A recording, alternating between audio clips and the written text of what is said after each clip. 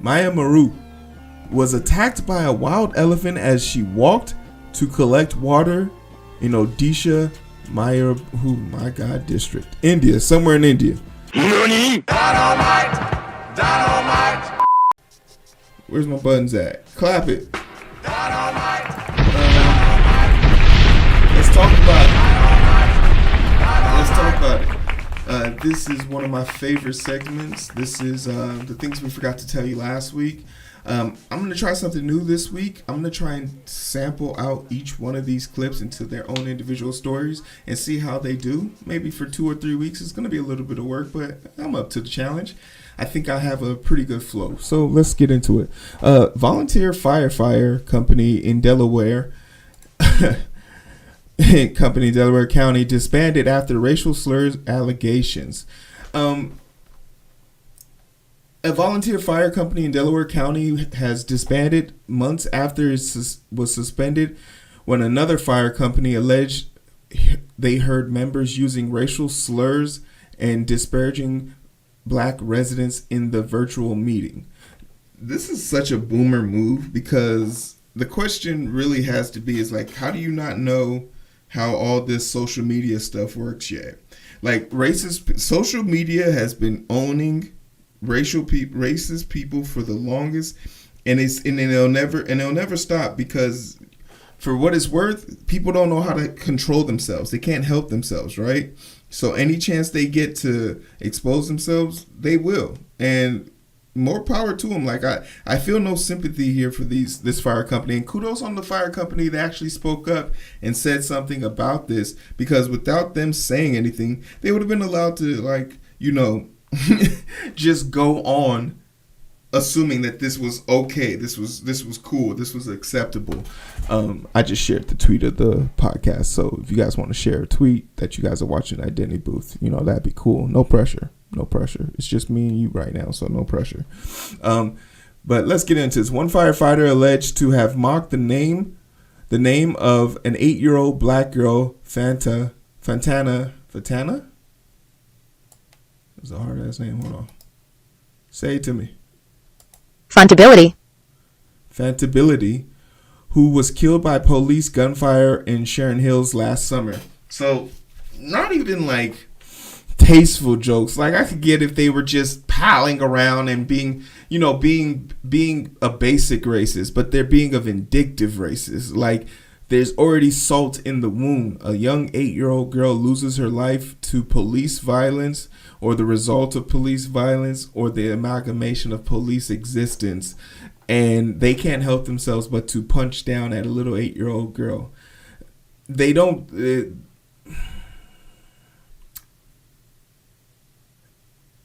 deserve, man.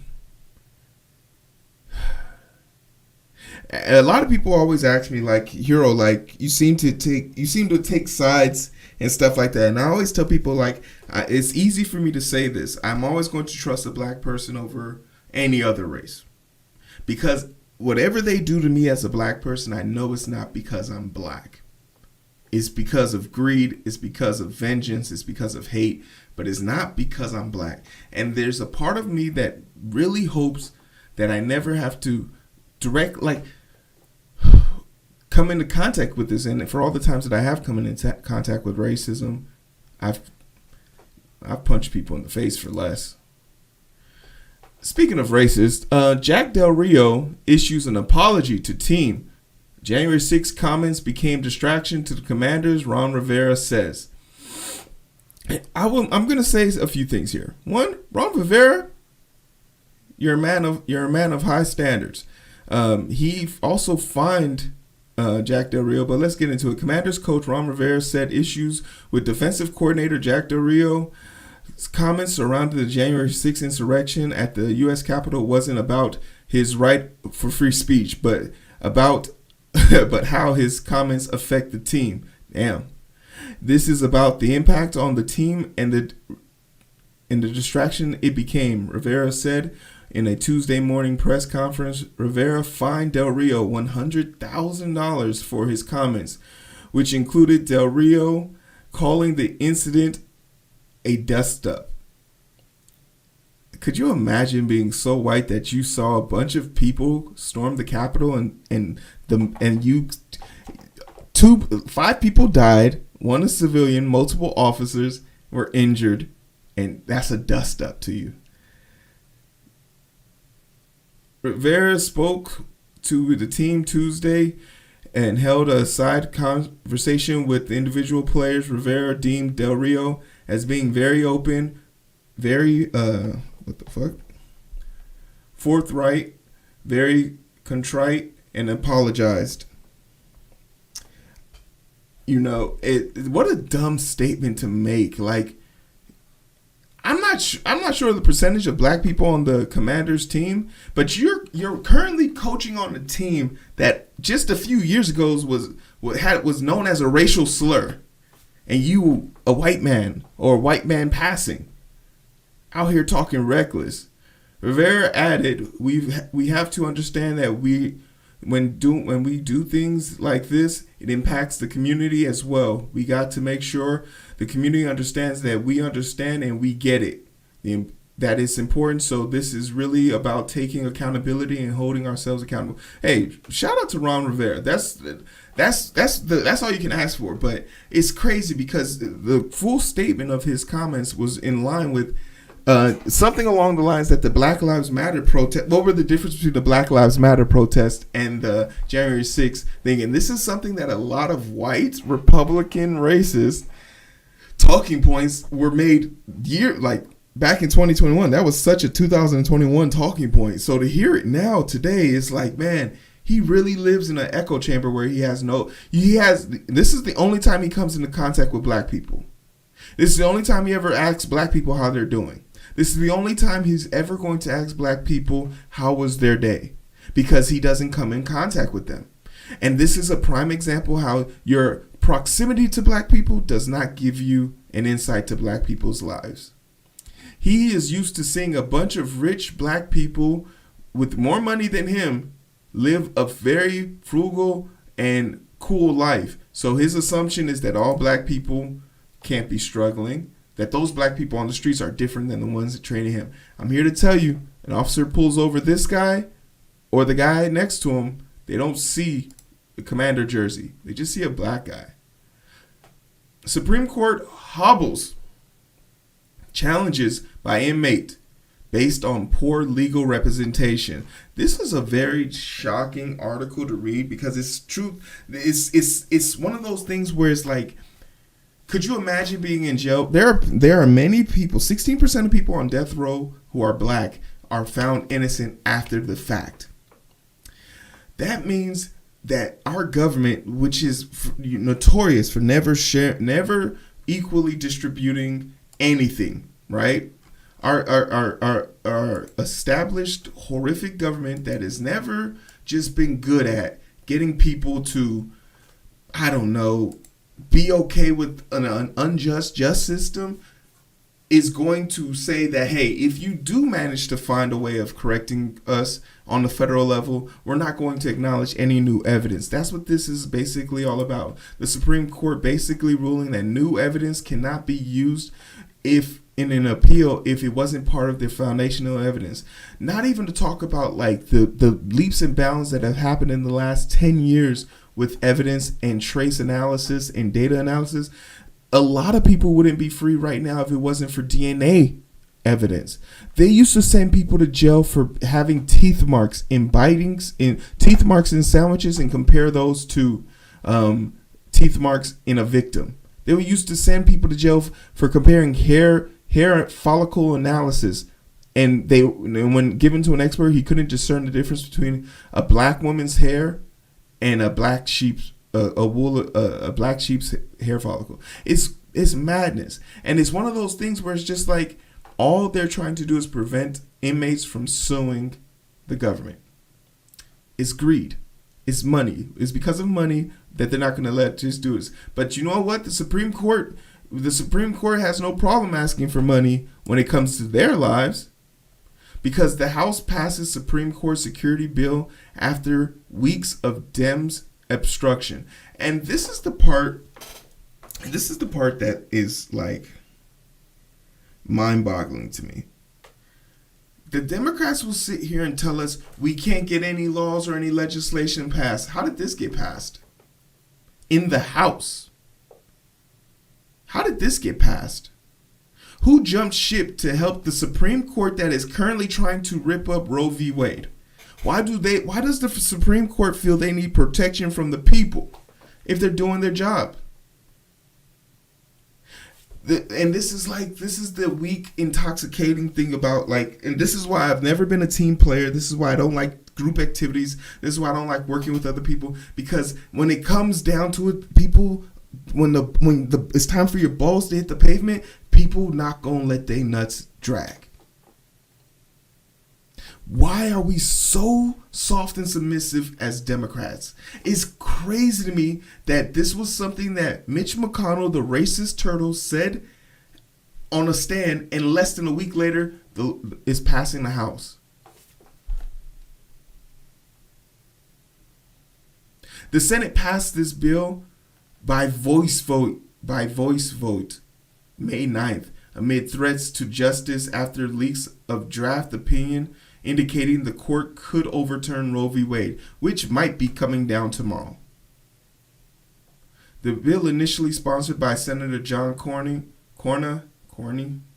and Chris Coons, a Democrat, it's just crazy. But I mean, it's in the name, right? It's just like, and this is like what I'm saying. Healthcare bills, gun reform bills, all those other bills. Oh, we can't pass them. But this passed in less than a week. Do I think the Supreme Court deserves to have extra security? No. Fuck them. But you want to know a group of people who wish they could probably have their faces taken off the internet? Police named 31 members of... Oh, hey, clap it. We got the Poof Boss in there. Clap it. I don't know what Twitch did. Maybe if you bought a subscription, maybe you would know when the show is live now. I'm just saying, just putting it out there. Maybe you need to do more work. You feel me? Where were we? Police named 31 of the Patriot Front Little Army arrested for plan to riot at Idaho Pride event. Okay. So I want you to take a look at all these people. This is the leader. He's from Texas. None of these people are from Idaho. All of these people left their states and traveled in our current gas. Like, think of what gas is $10 right now in California. And these people got in their cars, their Jeeps, their whatever, and drove to Idaho. If you show me a map of America right now, I could not point Idaho out on the map. They found this, they drove there, and they were prepared to harass a bunch of gay people for just being gay. These gay people didn't do anything to them first. They were just minding their own goddamn business, and these people got into their car. These racist sons of bitches got in their cars and said, we're going to go terrorize gay people because of what? And the reason why I enjoy looking at this picture on several fronts is just, it gives off, I hang an American flag in my front lawn vibes, right? And I don't want you guys to think for 1 second we're not going to go through each one of them and get their names while we're at it, right? I want you to, they give off, I hang white flags in my, I hang American flags in my front office, and that's okay. Like, this dude is from Utah. This dude's from Utah, Washington, Texas. Like, look at that look on his face. Look at those salami, pepperoni ass lips. You just know he's a psychopath, right? You just know he's a psychopath. What is this dude doing? He came from Colorado, Utah. Okay, I'm noticing a trend here. There's a lot of Mormon people from here. This dude came from Arkansas. And I want you to understand, like, you can't identify a racist by their skin color or their look. To be racist, you can truly hide that factor of yourself. And that's something that's baffling me. You could have kept that shit to yourself. But you decided to put it out there, and now everyone knows. Colorado. This is a dude from Illinois.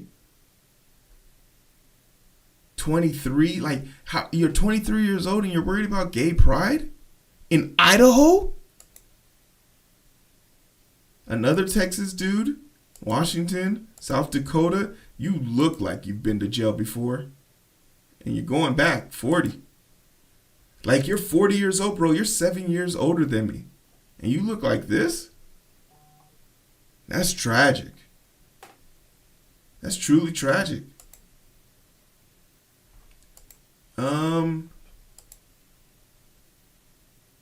Utah, 27.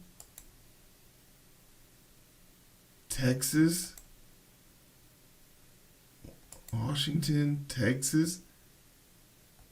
Yeah, he got the haircut. He looked like one of them. Oregon. Okay, neckbeard.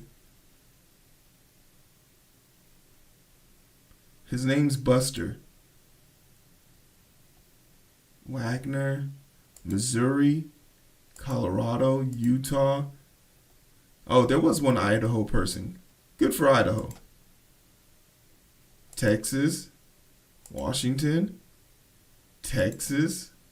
This is the ringleader. Tell me he doesn't look like he has sex with a VCR. He's 23? Oh, wow. See, racism ages you, man. Man, racism really does age you. Y'all gotta let that hate go. You can't, how do you not like black people? That's just weird to me. Yeah, there's another Idaho person. Anyway, I just want to make sure that everyone saw their faces. I didn't want them to think that this was just going to be a splash shot. No, we know your names, we know your faces, and we know where you live now. So, get fucked. You feel me? Clap it. Fuck them. We know who we are. Okay, I want to have a quick conversation about Nick Cannon. Because apparently he's having, I believe, his 10th baby.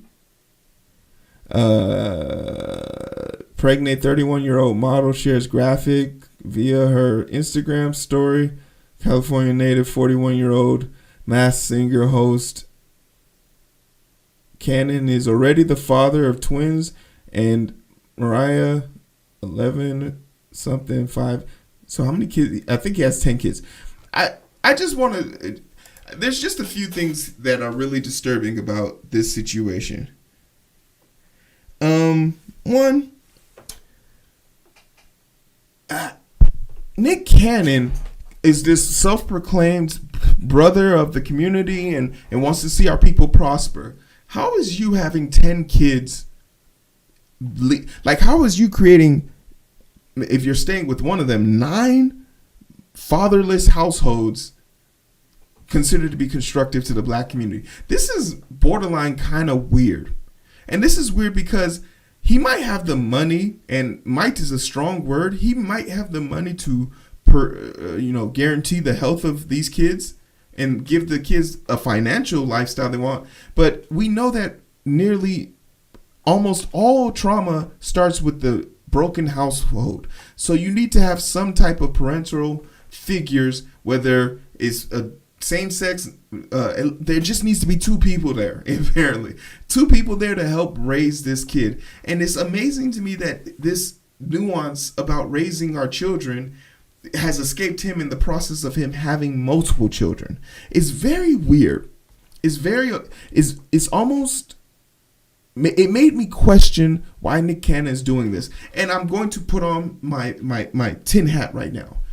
I was wondering, what would make someone want to have so many kids in such a short span of each other? Almost to imply that he wants to make sure all of them are at least the age of 18 by the time he hits the age of 60. Because he's currently 41. And then I realized something. Doesn't Nick Cannon have lupus? Yeah. He hit his 10-year anniversary. And in another 10 years is when the side effects of lupus really start to take a prominent effect on lupus victims. And for all you who don't know, lupus is an autoimmune disease of the sorts, I believe. I'm not even really sure. But the key principle of lupus is 2 things. 1, it causes organ failure. And the two primary organs that will shut down, especially given for the demographic, which is he's a black African American male, are the kidneys and liver. And you want to know which organs are the most difficult for an African American male with a degenerative disorder to get a transplant for is going to be a pair of kidneys and some lungs. And a liver. But it's a lot easier if you have kids that you can ask to give them some, and hopefully a lot of them will have matching blood. So while this is a fucking conspiracy theory out of left field, this doesn't escape me that this is a possibility. And in 10, 20 years, if we hear a story about Nick Cannon getting an organ transplant from one of his children, just know you heard it here first. Everybody clap it. It's a bomb-worthy expression. I just hate the fact that this dude is always talking about the black community needs to do this, and here you are having 9 fatherless children. Get fucked. I'm eager to know the border agents. Okay, so this was something else that happened throughout the week that was kind of weird to me. But basically, the border agents in America have now been given the ability to basically, within 100 miles of a border, go into any house and search any house and arrest anybody as it pertains to border security. And this was allowed to them by the Supreme Court, which has just been on a tangent lately. And I just want you to take a look at this map that shows the cities within 100 miles. You know, Chicago, Milwaukee, Houston, LA, San Fran, Washington, D.C. Every major city is within the border, 100 miles of border, maybe giving it a discount for Dallas, Oklahoma, but who cares about those places? The thing that's really concerning about this is that we can't hold them accountable for anything. So they could literally break into your house, ransack your place, leave it trashed, and because of qualified immunity, they'll get away with it. And if they do happen to tread on your amendments, you can't sue them directly now. So once again, it comes down to money. The Supreme Court is making it impossible for the government to pay out citizens for the government treading on the citizens' freedoms, rights, and amendments. And this is something that Republicans were praying to get this Republican-leaning Supreme Court, and it is yet to benefit them. It is yet to benefit anybody who voted Republican. And that's okay. And if your whole goal was to stop Roe v. Wade, congratulations. How does this help you? Why can't we hold the people who break the law accountable? During this past weekend, there was a great protest throughout the country. Protect the Kids, Not Guns, March for Our Lives rally draws thousands in D.C., Florida, Nevada, and across the U.S. The March for Our Lives was founded by teens who survived the 2018 Marjorie Stoneman Douglas High school shooting that killed 17 people in Parkland, Florida. That's crazy. The Parkland, Florida, there was 17 kids that were killed. So that means the Uvalde one trumped that. Sheesh. About 40,000 people rallied under gray skies in light rain in Washington, D.C., according to organizers. In Kentucky, Louisville Mayor Greg Fisher told crowd that gun violence must stop, and it can stop. There's this argument and debate that's going on right now that there's nothing we can do about gun violence. Like that's just how it has to be, and it's kind of mind-boggling. It's really sad more than anything because people care that much more about guns than they actually do the lives of people. And I say this all the time: if you want to know if something's dangerous, just look for how the government tries to regulate it. It is crazy in 2021 and 2022, there has been more regulations for voting and more skepticism about voting than there has been about guns. Because, to be honest, politicians don't think guns can touch them. And they can't, because everywhere a politician is, there's some level of security that the average person is just not going to be able to breach, unless you're just a person on a mission. But your ability to vote them out and your ability to vote in the interest of the people over the politicians and their lobbyists can cause them great harm. And that is why they put so many rules to prevent you from voting. That's why they make it almost impossible. That's why there's all these sanctions and all these rules and all these things. And it seems boring because it's easy to deflect when it's no one's paying attention, right? No one's going to pay attention to that as long as there's a pseudo thing about someone trying to take your guns. There's a story in this world where people are more willing to give up their rights than their guns, and that's crazy to me. That's mind-boggling to me, but that's what's happening here. Some good news. Chicago officer resigns after video shows physical struggle with woman walking her dog. This was a story back in August that happened last year where a woman was walking her dog in a park. And this is the little gif of it. And I just want to say a few things. One, ladies, get yourself a real dog, okay? Get yourself a real dog because this dog isn't really sure what's going on. This dog has no idea how to protect his owner. Yeah, this dog is cute and he's all cuddly, but look at what's happening to you right now. Check you out on this camera feed right here. This dog is literally thinking, oh, we're playing a game here? Is what's the game called? I'm interested. I want to engage.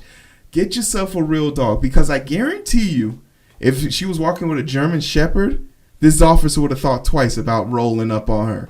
And for the record, let the story show that this nimwit walked up to Miss Brown after instructing her that the park was closed and that she needed to get her dog and leave while approaching her in an aggressive manner.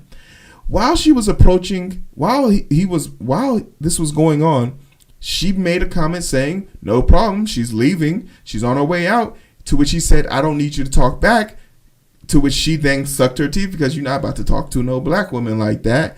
And he then forcibly tried to grab at her and she said, "Back up off me. This is COVID time." So he's not wearing a mask. He's being aggressive. He's being over. But you want to know something that's crazy about this video? And that just makes it a blatant example of racial bias in our justice system. Who do you think recorded that video? Another person in the park that was supposed to be closed. In fact, there were several people there who witnessed the altercation. They were all white, and that made it all right. So that means this dude selectively picked the one single black person in the park and chose to attack her. He has now since resigned. He should have been fired. Because he resigned, that means he's going to get his pension and his other bullshit like that. And it's just disgusting because he doesn't deserve any of that. That's our taxpaying dollars paying a racist. And then our taxpayer dollars are going to have to go to paying her for being assaulted.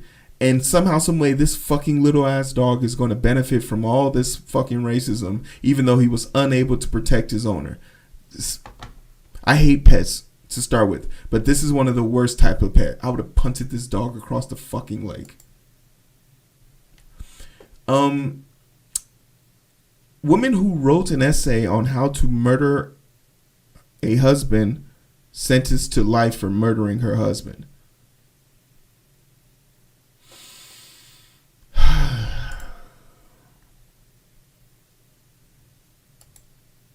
Roe wouldn't have stood a chance, Nafi. Roe would have ran scared and peed on the side of the road. Roe was afraid of me. I don't know what else I'm supposed to add to this, but I wonder if the book is as good as the real thing. Because a lot of people make that comparisons that the movie is never as good as the book. So the book must have been amazing, but I just thought I had to put this out there. Nafi, get ready. Get in the Discord. A man had his AR-15 style rifle stolen at gunpoint. He then used a second gun to open fire on the robbers. And the things that he doesn't mention here is that he missed all his shots and he ended up hitting two innocent bystanders. And instead of him, maybe doing the decent thing and calling police, he decided to flee the scene. And it was another person who then saw this altercation who then shot and actually stopped the original thieves. So I'm just going to say this. More guns do not make things better. 2, Bullets don't have magical name tags attached to them. There's no way of determining who's going to get shot once you pull that trigger. And 3, for the love of everything that is good, please take away all guns. The American population is just not equipped to handle guns. We're just not. Some bullet points from this story. He used it to open fire on the accused robber. Police said, and a shootout ensued. A man who was open carrying an AR style 15 in Missouri supermarket had his firearm stolen at gunpoint. How? Okay, so you have the rifle on you. Someone holds you up. So, oh my goodness. And he probably thought he was about to John Woo that shit. Get fucked. This is a madness story.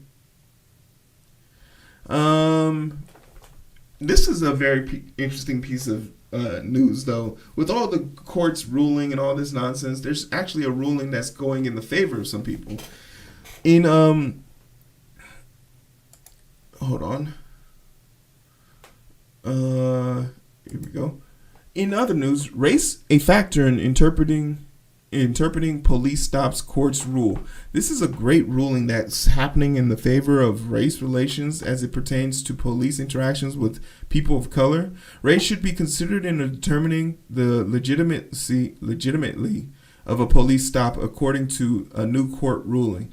Police handle stops differently for minorities than for white people. The Washington Supreme Court ruled on Thursday in a case involving Asian Pacific Islanders. A man approached by police in Tacoma in 2019. Now, I want you to understand something, and this was something that was just mind-boggling to me.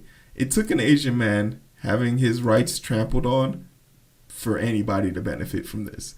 The court system in this ruling has made its racism clear, and it's crazy to me that they still had the goals to say we're doing something to help minorities.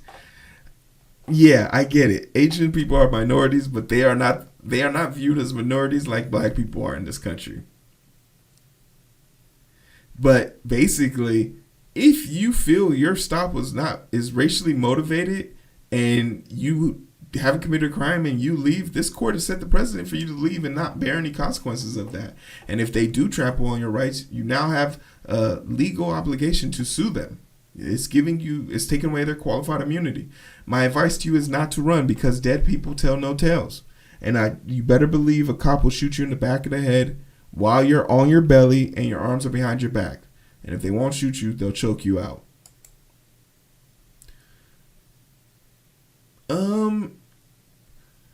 There's a part of me that wants to live in a world where I can receive head while driving a vehicle that is so good that I will head-on collision a FedEx truck. Because that's what happened in this story. And I think it's pretty self-explanatory. The image, there's nothing interesting about the story. I just want to let this image speak for itself. And oh, thank God, it let me blow this image up. Can y'all see this? The way I want y'all to see this, perfect. All right, there's so many interesting things going on. One, this champ right here, who literally was giving head upon impact. Look at that accident. Look at that accident. Her head was down there, and her throat, her jaw, and probably a few of her front teeth are now missing because of her heroic acts. Two, I just want to let it be known that this guy is a champ. I don't know if his junk is still attached or not. I don't know if one of his balls is like in her throat. But the simple fact that, pants still down, it's just a magical thing. And then the two FedEx drivers getting no love whatsoever. This is just the embodiment of the world right now. This is just what the world is, at least in America. I do want to throw some shade out. Fox, okay, it seems like the whole Fox brand is really fucking disgusting, because Fox Sports edited out the first pitch by a trans Jeopardy winner on Pride Day. And I don't know what it's Pride Month. And maybe Fox in general is just a vile organization, because there was no reason for them to cut this out. So, And kudos to the team on site for making the correction. Here it is. Make a correction from what I watched yesterday, the Fox broadcast. The broadcast implied that Kurt Busch threw out the first pitch yesterday, which was not true of NASCAR fame. Kurt Busch threw out the first pitch on Thursday. It was Amy Snyder from Jeopardy fame who threw out the first pitch on Pride Day yesterday. So I just wanted to make sure that she got her due. And that's a class act move by the broadcasters who I just don't understand why. What is this unfiltered, like this pettiness that we get it. But it's got to be exhausting, right? To make an effort. Like, you paid all this money to get this person. She's getting the notoriety that she deserves, and you block it out? How? Like, why is Fox as an entity allowed to be on the news? Like, that's a real thing we have to ask ourselves. Like, why do sporting events, like, if the Giants and whatnot don't allow this to continue happening, why are we allowing them to host games and stuff like this? They don't need to be a form of media we ingest. Like, they're just not reliable. Like, even from a stance of like politics, they didn't host the first night of the police of the January 6th hearing because literally their broadcasters were being implicated in the hearing for emailing and texting between the Trump administration while the insurrection was going on. It's madness. It's pure madness. The Rolling Stones came out with an article about the 200 greatest hip-hop albums of all time. And I have nothing to say about the order of the hip-hop items. I have nothing to say about the numbers and the placement and who's even on this list. The only thing I have to say about this list is all of the rappers are black. 9 of the authors are white. And I just randomly, and you can always tell a black person. And I was proud of myself because Dwayne, yeah, he's black. But Charles, Jeff, Christopher, Rob, why are white people speaking on shit that they don't understand? And don't get me wrong, they're allowed to have an opinion, but to make a definitive greatest hip hop albums of all time, that should be left to people who invoke hip hop. Dare I say maybe the artist. But I just wanted to bring that up. And in the final story, an elephant kills a woman, then returns to funeral and tramples on her corpse. And this is an extremely sad story, but I have to know, what did this woman do to this elephant? Because this elephant was out for vengeance. An elephant that killed a woman in India returns to her funeral and tramples on her corpse, local police have said. The 7-year-old woman, I'm not even going to try that name, Maya. Let me see. Because she died twice. Let's say her name. Maya Maru. Maya Maru was attacked by a wild elephant as she walked to collect water in Odisha, district, India, somewhere in India. News and outlet print reported the elephant had strayed from the Damali Wildlife Sanctuary, which lies about 10 miles from the city. After the elephant attacked Marum, she was rushed to a hospital, but she succumbed to her injuries. Later, as the family member, how did the elephant know she was in the casket? That elephant had it out for her.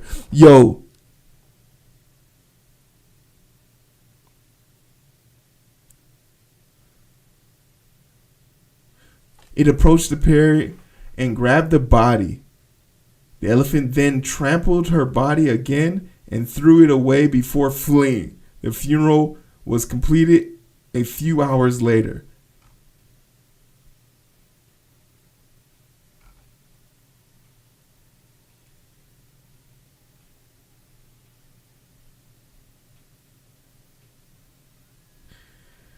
And that's the thing about a lot of these elephants. A lot of these elephants, whenever I see people go to like Indonesia and India and stuff like that to go take pictures with these elephants, I always say to myself, do you know that they're shocking, that they're torturing, they're stabbing these elephants to make them do tricks? You think that elephant wants to take a pose next to you? It's mind-boggling that this is not more like known throughout the public, but stop going to these foreign countries and taking pictures with these wild ass animals, because those tigers you're sitting next to are literally being drugged, and those fucking horses and camels and all this, they're having their mouths, like any snake you've ever been around, they're having their mouths sewed shut. It's just weird. Like, and we allow it. I don't know. It's weird. It's not something I'll never do. And this is why I don't go to zoos anymore. And that's why I'll never let my kid go to a zoo, because it's basically torture and slavery. You know that thing they used to do to black people? But hey, clap it. You don't have to take my advice for it. You don't have to. You can do whatever the hell you want to, because now you made it to the end show. I appreciate you guys. Thanks for being here. This is the things we forgot to tell you last week. I'm gonna try something new this weekend, segment them out, but we'll see how much work and how long I'm gonna do that for. Got a wedding to go to this weekend. But hey, I appreciate you guys being here. Let's get Nuffy out here, ready to go. We're gonna BRB and then be right back. Okay, stand tight. Well, I'm a so icy veteran, a 4-year veteran. We the last men standing wherever the smoke settling. Whenever my feet settling, them cleats then it's on. Pick 6 to the crib, leave me in the